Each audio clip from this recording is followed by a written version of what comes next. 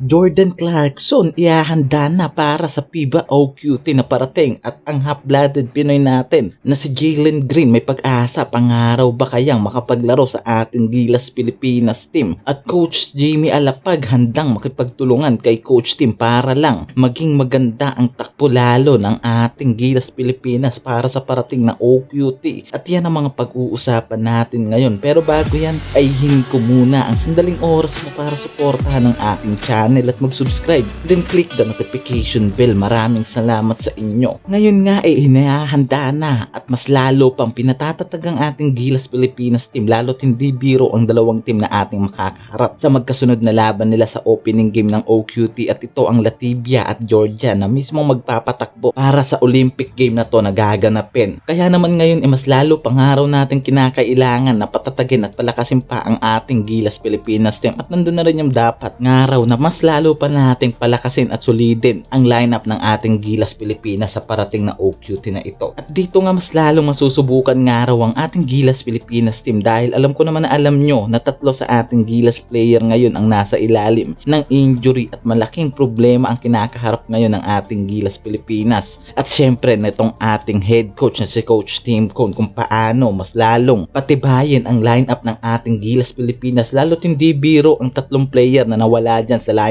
at hindi pa sigurado kung makakapaglaro ang mga ito para sa parating na OQT sa July. Nandyan si Dwight Ramos na ngayon ay under observation pa dahil sa injury nga na nangyari dito sa kanyang paglalaro sa Japan B-League. At AJ Edo na alam natin simula sa FIBA Asia Cup hindi na nga natin nasilayan ang paglalaro nitong si AJ Edo at ang huli nga ay etong si Justin Brownlee na alam naman natin na isa sa number 1 priority player ng ating Gilas Pilipinas at isa sa mga dominant player ng ating Gilas at inaasahan ang kanyang lakas sa ating pambansang team. Ngayon nga ay nagtamo ito ng injury sa kanyang pinaglalaro ang liga sa Indonesia, kaya naman ngayon ay hindi pa sigurado kung maglalaro nga ito para sa parating na OQT. Nanganganib nga ang ating Gilas Pilipinas pagdating sa mga player na hindi available sa FIBA OQT na parating. At ngayon nga kung sakali nga na mangyari na hindi talaga matuloy itong si JB, ito ang mga player na nasa option itong si Coach Team. Nakasama dyan si Benny Boatwright na ngayon ay under process pa ang pagiging naturalized Pilipino nito at medyo matatagalan pa ang proseso nito. At alam natin ang kakayahan ng player na ito na napakalaki rin panigurado ang maiaambag para sa